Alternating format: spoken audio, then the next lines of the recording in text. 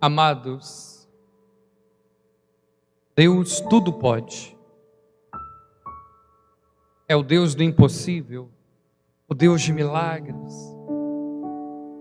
Deus pode fazer tudo, exatamente tudo que Ele desejar.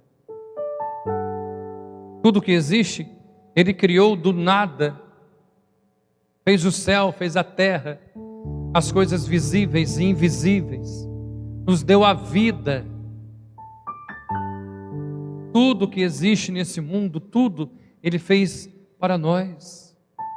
Ele criou para nós. E, amados, mesmo assim, Deus podendo fazer tudo, o Todo-Poderoso, o Deus do impossível, Ele pode fazer tudo sozinho. Mas tem coisa nessa vida que Deus não deseja fazer sozinho. Ele deseja ajuda, a nossa ajuda, para que possamos fazer a nossa parte e assim participar de todo milagre, de todo processo, de toda transformação. Oh, amados, na plenitude dos tempos, Deus veio até nós, se revestiu da nossa carne humana. Celebramos o Natal, celebramos a Sagrada Família, celebramos o batismo do Senhor. E após o seu batismo, aqui estamos nós, vivendo o Evangelho de hoje. E após o batismo, Jesus começa a montar o seu grupo de discípulos. Então, tudo aquilo que Jesus deseja realizar, a sua palavra de vida, de esperança, a evangelização, revelar um Pai misericordioso às nações, realizar suas obras, Jesus não quis fazer sozinho, mas Ele quis ter consigo um grupo de discípulos, os apóstolos. Ele poderia fazer tudo sozinho? Lógico, mas Ele não quis. Por isso nós estamos vendo no Evangelho de hoje, Jesus que já começa a montar o seu grupo de discípulos, fazendo o chamado.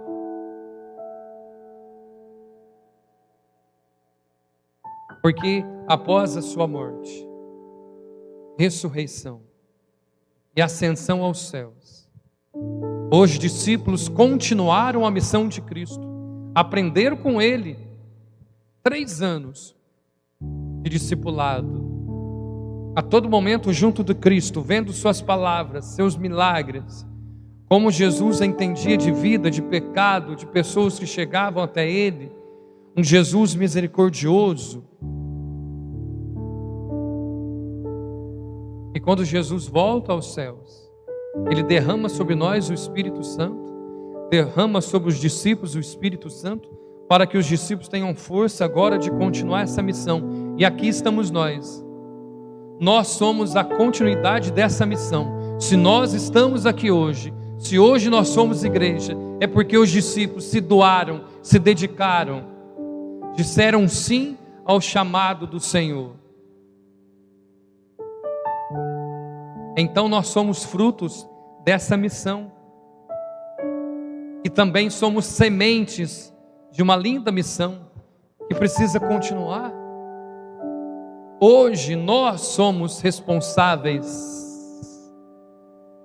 por fazer essa missão continuar, essa igreja continuar. A igreja somos nós. Por isso hoje também nós celebramos o chamado que Deus nos faz. Ei, amados, Deus continua a nos chamar. E qual é a nossa resposta? Deus nos chama para a gente ter um coração bondoso, amoroso, respeitoso, simples, humilde, como é o coração dele. Qual é a nossa resposta? Deus nos chama para a gente viver a santidade, nas palavras, nas atitudes. Qual é a nossa resposta? Deus me chama a ser um padre de verdade, de todo o meu coração, de toda a minha alma, a minha dedicação, o meu esforço, qual é a minha resposta? Deus te chama para ser um pai, um exemplo de pai, um exemplo de mãe. Qual é a sua resposta? Deus te chama para ser um exemplo de marido, um exemplo de esposa. Qual é a sua resposta? Deus chama a nossa comunidade a ser uma comunidade de irmãos, de fraternidade, de nos amar cada dia mais. Qual é a nossa resposta? E Deus não se cansa de chamar. Olhando para a nossa vida, para a nossa história, quantos chamados Deus nos fez e nos faz. Talvez alguns deles a gente tentou fugir, mas quando Deus quer, quando Deus deseja, tudo se realiza. Olha para as nossas pastorais, movimentos e grupos, cada um chamado com o seu dom, com sua capacidade. Olha para a nossa comunidade formada de pessoas, famílias, crianças, jovens. Você, todos nós somos chamados, e ninguém é mais importante do que ninguém, e ninguém é menos do que ninguém. Todos nós somos chamados, cada um no seu dom. E Deus não se cansa de chamar, porque Ele deseja precisar de nós. Está na nossa primeira leitura, Deus chamando Samuel pelo nome, Samuel. E Samuel não entendendo. Deus chama novamente Samuel. E Samuel não entendendo. Amados, quantas vezes nós não entendemos o chamado que Deus nos faz a perdoar? Ah, mas por que eu vou perdoar? Por que eu vou dar o primeiro passo para reconciliar se foi a pessoa que pecou contra mim? Muitas vezes não entendemos o chamado que Deus nos faz, ao mandamento de Deus de amar ao próximo. Mas Deus continua a chamar Samuel, Samuel, e Deus nos chama pelo nome, pelo teu nome. Até o momento em que Samuel compreendeu o que estava acontecendo, ele diz: Senhor, fala que o teu servo escuta. E quando chega esse momento da nossa história de fé, da nossa caminhada, é festa no céu, é festa no coração de Deus. Quando nos abrimos a palavra do Senhor, fala, Senhor, que o teu servo escuta, e nos colocamos como servos de Deus. Quando nós estamos na presença de Deus, nós nos colocamos como? Qual é a nossa postura? Qual é a nossa disposição? É como servir o dia que eu posso, na hora que eu posso, do jeito que eu quero? Quando me coloco na presença de Deus, diante da vontade de Deus, eu faço tudo aquilo que Ele quer? Ou faço aquilo que me convém? Quando estou na presença de Deus, eu me coloco como Deus também? Exigindo de Deus, cobrando de Deus, querendo ensinar Deus a ser Deus? Ou, como Samuel, eu me coloco como servo? Fala, Senhor, que o teu servo escuta. Diz a palavra de Deus: feliz aquele que se humilha na presença do Senhor. Fala, Senhor, fala que o teu servo escuta. Temos funções, temos dons dentro da nossa igreja, da nossa comunidade. É coordenador de pastoral, vice-coordenador, CPP, agente de pastoral. Quantas pastorais nós somos? Famílias que participam da Santa Missa. Nós temos os ministérios, o sacerdote, padre, bispo, papa, mas todos nós somos servos do Senhor. Fala, Senhor, que o teu servo escuta. E quando nos colocamos assim, amados, a vontade de Deus vai acontecendo em nosso meio, em minha vida, em minha história. É o que nós cantamos o salmo de hoje. Eis que venho fazer com prazer a vossa vontade. Mas percebe que antes de tudo eu preciso ouvir a Deus. Fala que o teu servo escuta, para depois viver esse salmo de fazer a vontade de Deus. Amados, Deus fala, Deus sempre fala. Deus não se cansa de falar. Durante a Santa Missa, Deus fala pela palavra, pelas músicas, pelas orações, no nosso coração. Mas é que muitas vezes nós estamos na Santa Missa, Deus está falando profundamente no nosso coração, e talvez estamos fechados pensando: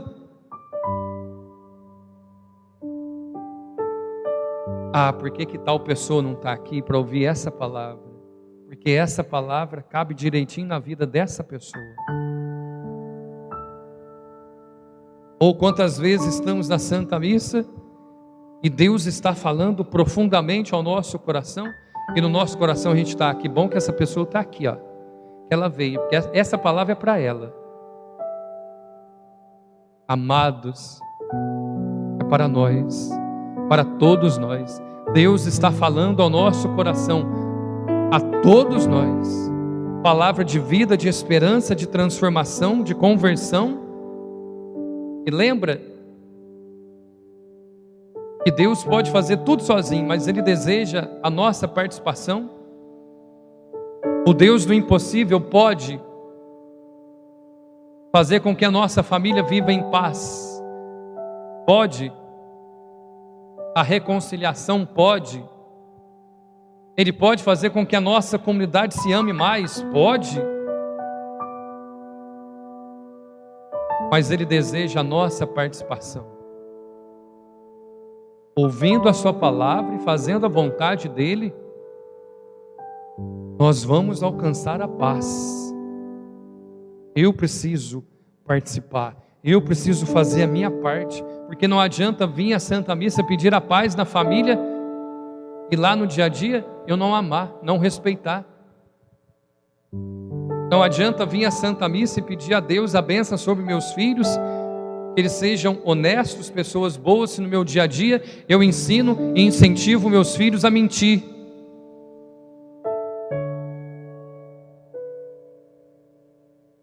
Se eu não sou um bom exemplo de mãe, de pai, de marido, de esposa. Por isso, a segunda leitura está dizendo que nós precisamos estar em comunhão com Deus de corpo e alma, de pensamentos, de coração, comunhão. E então, amados, ligando as nossas leituras de hoje, Jesus nos chama a sermos seus discípulos. Ele é o nosso mestre. Os discípulos precisam ouvir a voz do mestre, primeira leitura. Ouvindo a voz do mestre, colocar em prática a sua vontade, o salmo de hoje, e tudo isso nos faz viver em comunhão com Deus, segunda leitura. Mas eu estou na Santa Missa, eu comungo da Eucaristia, já estou em comunhão com Deus. Começa aqui. Começa aqui mesmo, na comunhão da palavra e da Eucaristia. Mas lá fora, no dia a dia, eu preciso estar em comunhão com Deus também, em minhas palavras, em meus sentimentos. Aquilo que Deus pensa, eu preciso pensar também. Aquilo que Deus deseja para mim, para minha casa, minha família, eu preciso desejar também. Nós sabemos, amados, nós vivemos num mundo cheio de palavras, mensagens. Está aí as redes sociais, cheio de ideologia. Cada postagem é uma ideia, uma doutrina, um jeito de pensar. A gente liga a televisão, cada jornal fala uma coisa, pensa de um jeito. Tanto o âmbito político, tanto religioso, as coisas da vida. E se a gente se deixar levar, a gente vai ficar perdido. Mas no meio de tantas palavras, existe uma palavra, que é a palavra de Deus. Amém? No meio de tantos caminhos que nos são oferecidos, existe um caminho, que é o caminho de Deus. Amém? Amados, diante de tantas verdades que nos são oferecidas, existe a verdade, e é a verdade de Deus. Amém? Porque Jesus disse: eu sou o caminho, eu sou a verdade e eu sou a vida. Ele é o nosso mestre, Ele é o nosso Senhor e Ele nos chama. Fala, Senhor, que o teu servo escuta, para fazer a sua vontade e no dia a dia estar em comunhão com Deus. Estar em comunhão com Deus lindo e maravilhoso. Amém, amados?